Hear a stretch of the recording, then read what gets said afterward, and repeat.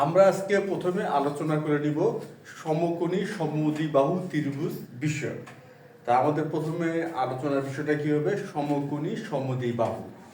আমরা আগে আলাদাভাবে জেনে নেই বা যে সমকোণী ত্রিভুজ কি আর সমদ্বিবাহু ত্রিভুজ কি।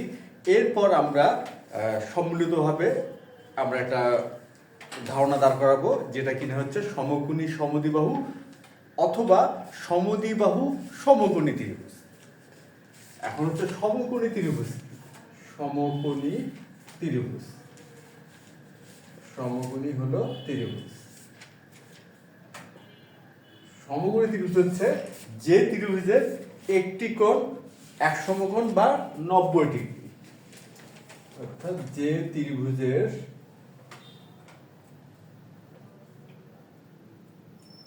একটি কোণ সমকোণ বা 90 ডিগ্রি। যে ত্রিভুজে একটি কোণ সমকোণ বা 90 ডিগ্রি সে ধরনের ত্রিভুজকে আমরা কি বলি? সমকোণী ত্রিভুজ বলি। আর এখন আমরা দেখি সমদ্বিবাহু ত্রিভুজ। সমদ্বিবাহু ত্রিভুজ। আর সমদ্বিবাহু ত্রিভুজ বিষয়টা কি? সমদ্বিবাহু ত্রিভুজের বিষয়টা হচ্ছে যে ত্রিভুজের দুটি বাহু সমান। যে ত্রিভুজের দুটি বাহু সমান সেই ত্রিভুজটাকে আমরা কি বলি? সমদ্বিবাহু ত্রিভুজ। যে ত্রিভুজের দুটি বাহু সমান, দুটি বাহু সমান। সুতরাং আমাদের বিষয়টা কি দাঁড়ালো?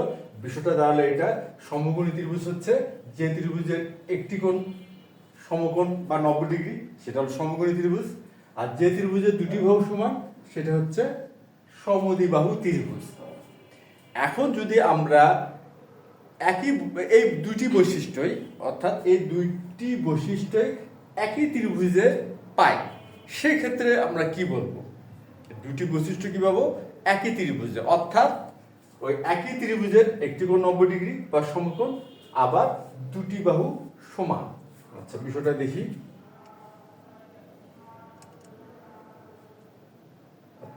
এটা ধরে নিচ্ছে আমাদের হচ্ছে পি কিউ আর একটি ত্রিভুজ। পি কিউ আর একটি ত্রিভুজ যার হচ্ছে পি কিউ এবং কিউ আর সমান, আর পি কিউ আর হচ্ছে 90 ডিগ্রি। অর্থাৎ ত্রিভুজ পি কিউ আর এ পি কিউ সমান কিউ আর এবং কোণ পি কিউ আর সমান সমান 90 ডিগ্রি। আমরা এখন একটা বিষয় খেয়াল করি, যে ত্রিভুজের দুটি বাহু সমান সেটা হচ্ছে সমদ্বিবাহু ত্রিভুজ, আর পি কিউ আর ত্রিভুজের দুটি বাহু সমান, পি কিউ এবং কিউ আর সমান। সুতরাং পি কিউ আর কে আমরা সমদ্বিবাহু ত্রিভুজ বলতে পারি। আবার যে ত্রিভুজে একটি কোণ 90 ডিগ্রি বা এক সমকোণ, ত্রিভুজটিকে আমরা কি বলি? সমকোণী ত্রিভুজ। আবার পি কিউ আর ত্রিভুজের একটি কোণ 90 ডিগ্রি বা এক সমকোণ, সুতরাং পি কিউ আর ত্রিভুজকে আমরা সমকোণী ত্রিভুজও বলতে পারি। এই যে একই ত্রিভুজে আমরা দুটি ধারণা এখানে আমরা পাচ্ছি, দুটি ধারণা, এই ত্রিভুজটাকে আমরা বলতে পারবো সমকোণী সমদ্বিবাহু ত্রিভুজ। অর্থাৎ এই দুটি ধারণা সম্মিলিতভাবে আমাদের কি দাঁড়ালো? সমকোণী সমদ্বিবাহু ত্রিভুজ। সমকোণী সমদ্বিবাহু ত্রিভুজ।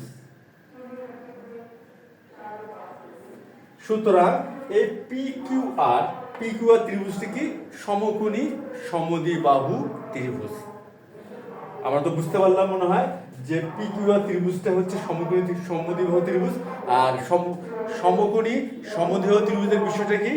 যে ত্রিভুজের দুটি কোণ সমান এবং একটি কোণ এক সমকোণ বা 90 ডিগ্রি, সেই ত্রিভুজটিকে আমরা কি বলতে পারবো?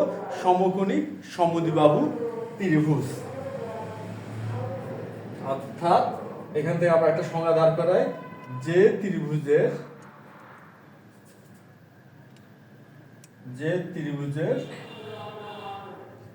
দুটি বাহু সমান এবং একটি কোণ 90 ডিগ্রি, যে ত্রিভুজের দুটি বাহু সমান এবং এবং একটি কোণ 90 ডিগ্রি সেটাই হচ্ছে সমকোণী সমদ্বিবাহু ত্রিভুজ।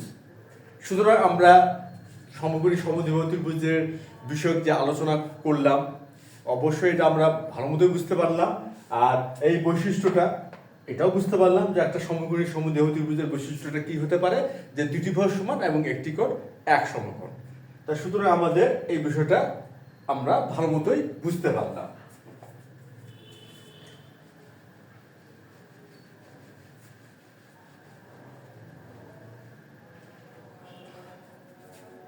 এখন আমরা তো জানি যে cos 90 ডিগ্রি ত্রিকোণমিতিক অনুপাতের মান, cos 90 ডিগ্রি, cos 90 ডিগ্রি ত্রিকোণমিতিক অনুপাতের মান হচ্ছে 0। এটা কিন্তু আমরা জানি। আবার এটাও জানি cos থিটা সমান সমান হচ্ছে ভূমি বাই অতিভুজ। এটা আমরা জানি যে cos থিটা সমান সমান কি, ভূমি বাই অতিভুজ। এখন কথা হচ্ছে এই যে ভূমির ধারণা কি, ভূমির ধারণা হচ্ছে থিটা এর সন্নিহিত বাহু, ভূমির ধারণাটা কি, থিটা এর সন্নিহিত বাহু। এখন কথা হচ্ছে শুধু কি থিটাই, মানে কোনটা কি শুধু থিটা হলে এটা হবে, এরকম হবে, অন্য কোনো কোণ হলে হবে না? না, বিষয়টা আসলে তেমন নয়। বিষয়টা হচ্ছে যে কোণের ত্রিকোণমিতিক অনুপাত আমরা নির্ণয় করব সেই কোণটির সন্নিহিত বাহুকেই আমরা বলবো ভূমি। অর্থাৎ যে কোণটির ত্রিকোণমিতিক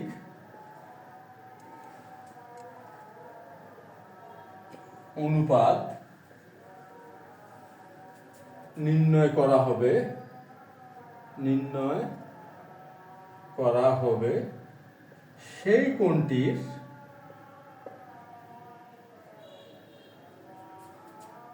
সন্নিহিত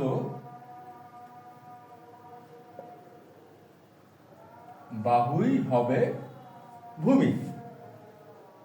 এটাই হচ্ছে আমাদের ভূমির ধারণা। যে কোণটির ত্রিকোণমিতিক অনুপাত নির্ণয় করা হবে সেই কোণটির সন্নিহিত বাহুই হবে ভূমি। অর্থাৎ এখন যদি আমরা সাপোজ এটা হচ্ছে পি কিউ আর একটি ত্রিভুজ, এখানে আমরা cos p নির্ণয় করতে যাচ্ছি, cos p অর্থাৎ পি কোণের cos অনুপাত। এখন কথা হচ্ছে এই যে পি কোণ, পি কোণের সন্নিহিত বাহু কোণটি PQ, পি কোণের সন্নিহিত বাহু PQ।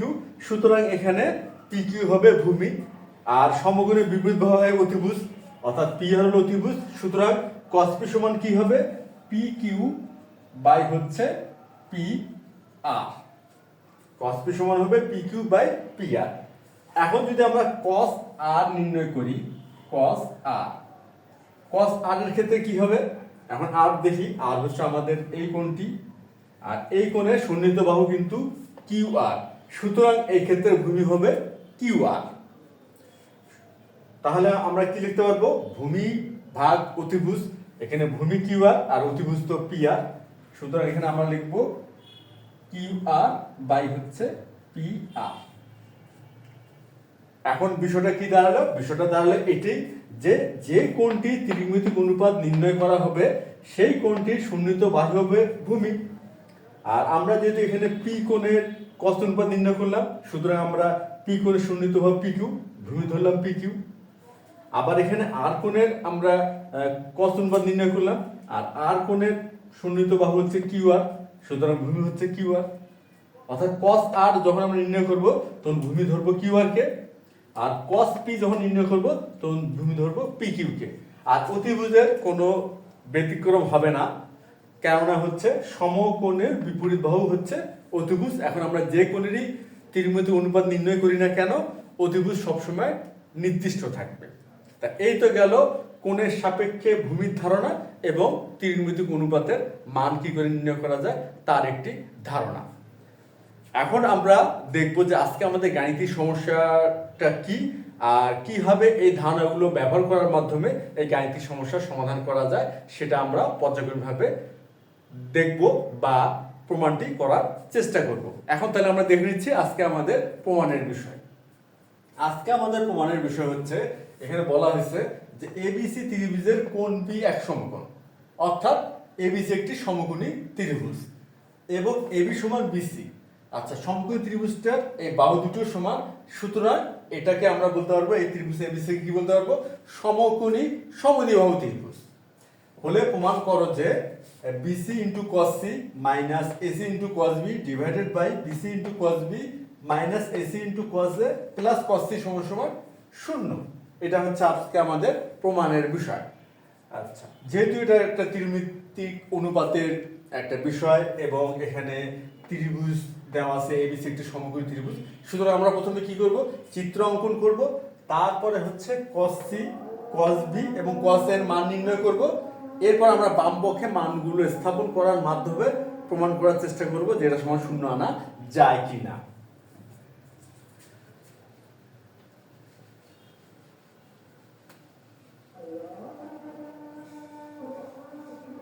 এখন আমরা কি করব, সমাধানটা শুরু করব। আর প্রথমে একটি চিত্র অঙ্কন করে নিব প্রশ্ন অনুযায়ী।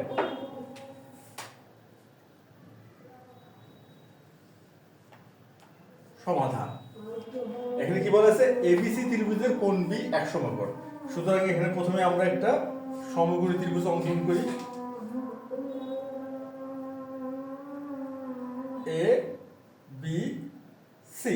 এবিসি একটা সমকোণী ত্রিভুজ, আর এখানে উল্লেখ করা আছে এবি সমান বিসি। এখানে হচ্ছে এবি সমান বিসি।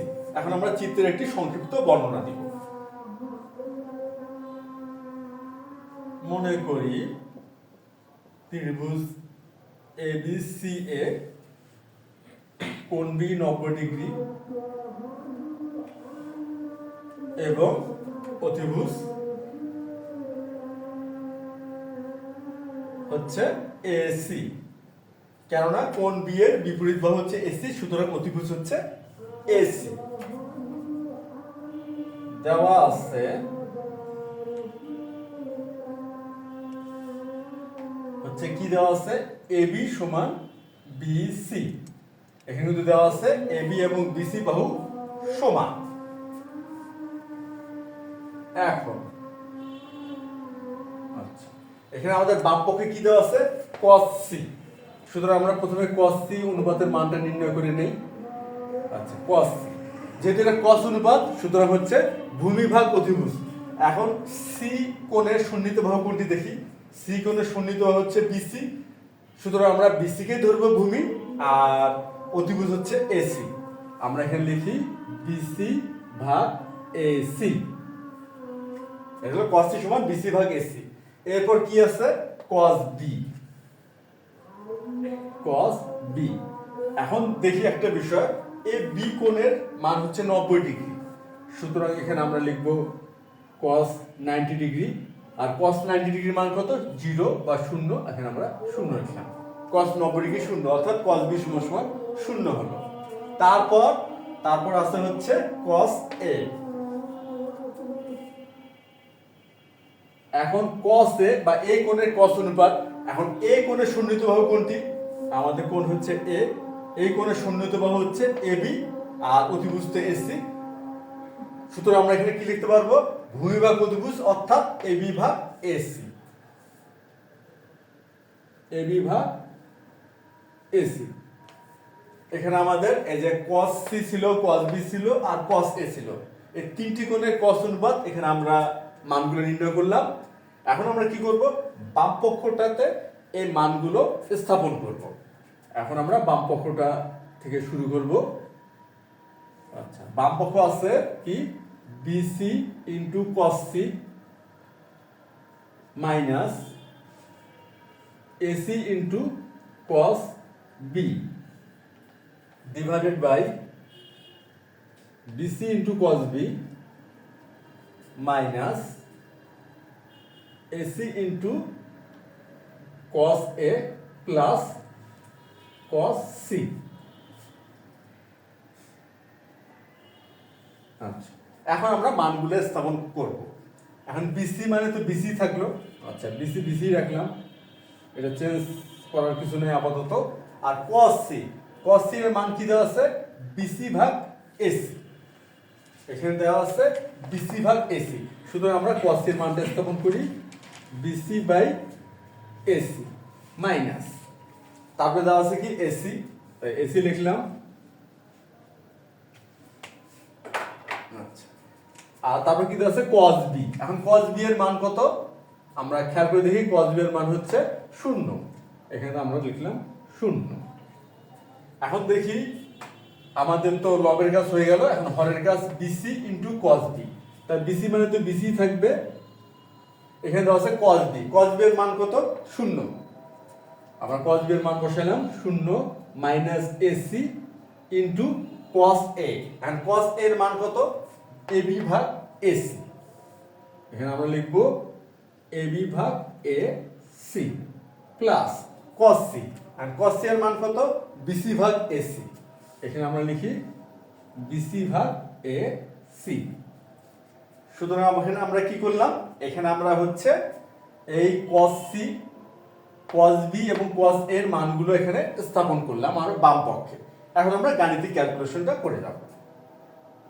সমান কি হবে, আচ্ছা এখন বিসি এখানে আছে ইনটু বিসি বাই এসি, সুতরাং বিসি আর বিসি গুণ করলে হবে বিসি স্কয়ার, এখানে হচ্ছে বিসি স্কয়ার বাই এসি, আর মাইনাস এসি ইনটু 0 বা 0, শূন্যকে কোনো কিছুতে গুণ করলে 0 হয়, সুতরাং এটা 0 হয়ে গেল, এখানে আমরা আর কিছু লিখলাম না।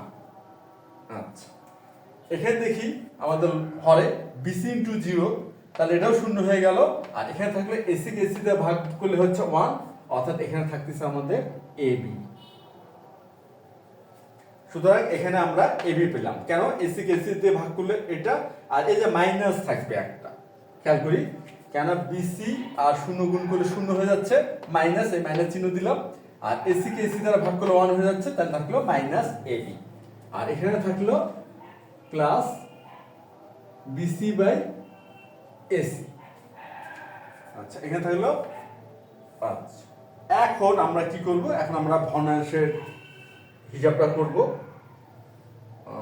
আচ্ছা, সমান, এখন আমরা একটা বিষয় খেয়াল করি, এখানে আছে কি বিসি স্কয়ার বাই এসি, এটা আমরা লিখি বিসি স্কয়ার বাই এসি গুণন, আর এই মাইনাস এবি কে কি লিখতে পারবো 1 বাই মাইনাস এবি বা মাইনাস 1 বাই এবি, আর এখানে থাকবে প্লাস বিসি বাই এসি। এখন আমরা একটা বিষয় খেয়াল করি, এখানে কিন্তু আমাদের দেওয়া আছে এবি সমান বিসি, এখানে কি দেওয়া আছে এবি সমান বিসি, অর্থাৎ এই যে এখানে একটা এবি আছে, এই এবি এর স্থলে আমরা বিসি লিখতে পারি, কারণ এখানে কিন্তু উল্লেখ করা আছে এবি সমান বিসি, তা সুতরাং এই এবি এর স্থলে আমরা কি লিখব বিসি লিখব, তাহলে বিসি স্কয়ার, অর্থাৎ বিসি ইনটু বিসি লিখতে পারি একই কথাই, ভাগ এসি গুণন minus 1 by BC plus BC by AC. BC স্কয়ারকে আমরা বিসি ইনটু বিসি লিখলাম হিসাব করার সুবিধার্থে, কারণ এই যে বিসি কে বিসি দিয়ে ভাগ করব, তাহলে হয়ে যাবে 1। আচ্ছা, 1 হয়ে গেলে এখানে থাকলো minus BC by AC plus BC by AC. এখন খেয়াল করে দেখি, এটা হচ্ছে প্লাস, এটা হচ্ছে মাইনাস, সুতরাং এখানে যদি আমরা যোগ করি কি হবে 0 হবে, 0 হবে ইকুয়াল হচ্ছে রাইট সাইড।